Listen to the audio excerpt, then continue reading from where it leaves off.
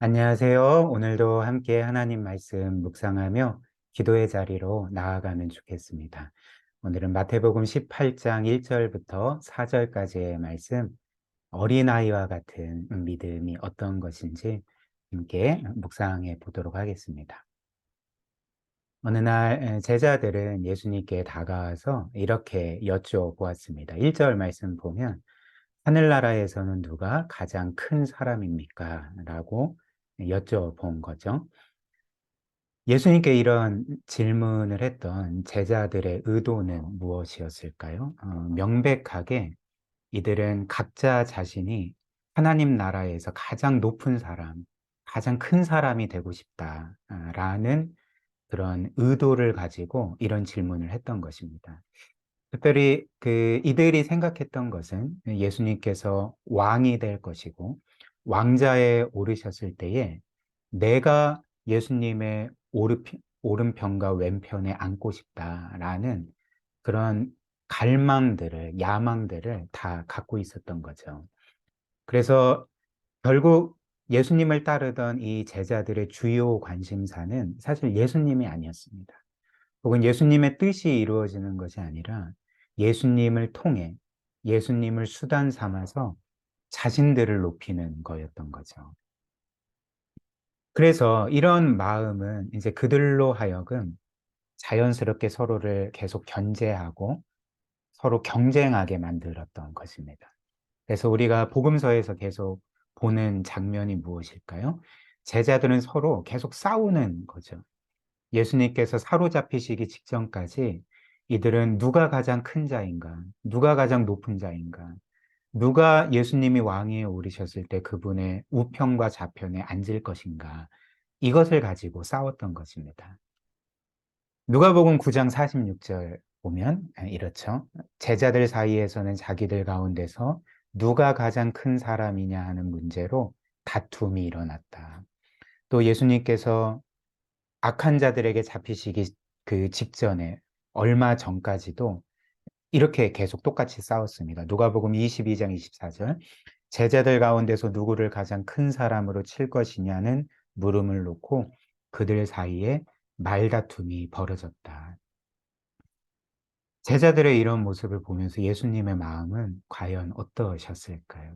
참 마음 아파하지 않으셨겠습니까? 그리고 참 자신이 이 세상에 온 이유를 깨닫지 못하는, 전혀 깨닫지 못하는 제자들을 보면서 예수님은 참 착잡한 심정을 가지셨을 것 같습니다. 그렇다면 이런 제자들에 대해서 주님은 어떤 답을 주셨을까요? 오늘 본문 말씀 2절부터 4절입니다. 예수께서 어린이 하나를 곁으로 불러서 그들 가운데 세우시고 말씀하셨다. 내가 진정으로 너희에게 말한다. 너희가 돌이켜서 어린이들과 같이 되지 않으면 절대로 하늘나라에 들어가지 못할 것이다. 그러므로 누구든지 이 어린이와 같이 자기를 낮추는 사람이 하늘나라에서는 가장 큰 사람이다. 이런 답을 주셨습니다. 일단 예수님께서는 너희가 돌이켜서 어린이들과 같이 되지 않으면 절대로 하나님 나라에 들어가지 못할 거다라고 말씀을 하셨습니다.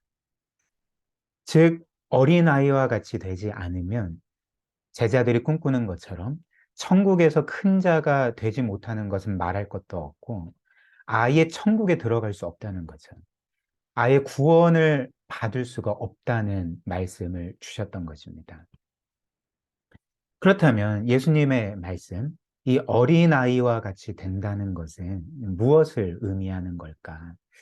우리는 이것이 어떤 면에서 좀 비유적인 표현이기 때문에 이 의미가 한 번에 다가오지 못할 수 있습니다. 그래서 우리는 어린아이와 같이 돼야 한다는 이 말씀을 이제 이런 식으로 생각할 수 있는 거죠. 이 말은 내가 어린아이처럼 순수해져야 된다는 말인가? 혹은 어른보다 세속에 더 물든 상태여야 천국에 들어간다는 말인가? 혹은 어린아이가 어른보다 죄를 덜 지었으니까 이렇게 내가 죄를 덜 지어야지 천국에 들어갈 수 있다는 말씀인가? 뭐 이런 식으로 생각을 할 수가 있다는 거죠. 그러나 주님께서 말씀하신 의미는 이런 것들이 아닙니다. 주님께서 너희가 어린아이와 같이 되어야 된다라고 말씀하신 것은 그 의미가 분명한 거죠. 우리가 우리 자신의 힘으로는 결코 구원받을 수 없음을 절실하게 깨닫고 하나님의 은혜만, 그리스도께서 우리를 위해 행하신 모든 일만을 전적으로 의존하는 것. 이것이 바로 어린아이와 같이 된다는 그 주님의 말씀의 의미인 거죠. 그리고 이렇게 절대 의존이라는 것은 이 세상 모든 어린아이의 특징입니다. 한번 생각을 해보십시오. 이 세상의 어린아이들은 그를 돌봐주는 사람이 없으면 살아갈 수가 없습니다. 아이 스스로는 생존할 수가 없다는 것을 한번 생각을 해보십시오. 한 5살, 6살 정도 되는 이 어린아이가 부모의 도움 없이 그를 보호해주고 양육해주는 사람의 도움 없이 어떻게 스스로 살아갈 수가 있겠습니까? 그러니까 생존 자체가 불가능하다는 거죠. 그런데 주님의 말씀은 우리가 구원받기 위해서, 천국에 들어가기 위해서는 이렇게 영적으로 어린아이와 같이 돼야 된다는 것입니다. 무슨 말일까요? 하나님을 전적으로 의지해야 한다는 거죠. 즉, 영적으로 어린아이가 되는 것은 우리에게는 그 거룩하신 하나님께 받아들여질 수 있는 선함과 의로움이 전혀 없고, 오히려 우리는 수없이 많은 죄를 지은 죄인이고, 그렇기 때문에 우리의 죄로 인해서 우리는 영원히 심판받아야 마땅하다는 것을 깊이 깨달아야 한다는 거죠. 그리고 더 나아가 그렇기 때문에 우리 스스로는 우리를 구원할 수 없기 때문에 우리를 위해 십자가에 못 박혀 죽임당하시고 부활하심으로 모든 구원을 이루신 그리스도만을 전적으로 의지하는 것. 이것이 바로 주님이 말씀하신 영적으로 어린아이가 되는 것의 진짜 의미라는 거죠. 그래서 이런 이유로 주님께서는 우리에게 어린아이와 같이 되어야 한다 말씀하시면서 우리가 어린아이와 같이 되기 위해서는 먼저 너희가 돌이켜야 된다 이렇게 말씀을 하셨습니다. 즉 돌이킨다는 것은 무슨 의미일까요? 그러니까 회개해야 한다는 거죠. 마태복음 18장 3절 말씀 한번 더 보십시오. 주님이 이렇게 말씀하시죠. 내가 너희에게 진정으로 말한다. 너희가 돌이켜서 어린이들과 같이 되지 않으면 절대로 하늘나라에 들어가지 못할 것이다. 우리가 어린이와 같이, 어린아이와 같이 되기 위해서는 가장 먼저 무엇을 해야 된다고 말씀을 하십니까? 너희가 돌이켜서 돌이켜야 된다. 회개해야 된다. 즉, 우리가 우리의 죄와 자기 의로움을 깨닫고 그리고 그것에 대해서 철저하게 뉘우치고 회개함으로써 돌이킬 때에 우리는 어린아이와 같이 되고 그리고 그렇게 어린아이와 같이 될 때 우리는 그리스도를 전적으로 의지하게 된다는 것입니다. 사랑하는 여러분, 그렇다면 예수님의 이 말씀은 당시 제자들의 생각과 모습과 얼마나 다릅니까? 우리가 본 것처럼 제자들은 예수님께 누가 하늘나라에서 가장 큰 자입니까? 라고 물었는데 이는 바꿔 말하면 주님, 우리 중에 누가 가장 훌륭한 사람입니까? 그래서 우리 중에 누가 훌륭하기 때문에 하늘나라에서 당신 좌우편에 앉을 수가 있겠습니까? 누가 당신의 나라에서 가장 크고 높은 자가 되기에 합당합니까? 이제 이런 말이었던 거죠. 즉, 그 이들의 생각은 무엇이었습니까? 이 제자들은 자신들이 남들보다 훌륭해야지만, 자신이 뭔가 선하고 의롭고 훌륭해야지만 하나님께서 자신들을 받아주시고 높여주신다고 생각을 했던 거죠. 그러나 오늘 예수님의 말씀처럼 천국에 들어갈 수 있는 사람, 그리고 천국에서 큰 자가 될 수 있는 사람은 남들보다 훌륭한 사람들이 아닙니다. 남들보다 선하고 의로운 사람들이 아닙니다. 남들보다 신앙적으로 열심히 있고 뭔가 큰 업적을 이룬 사람들이 아닙니다. 그리고 그것을 내세우는 사람들이 아닙니다. 천국에 들어가는 사람, 천국에서 큰 자가 되는 사람은 누구일까요?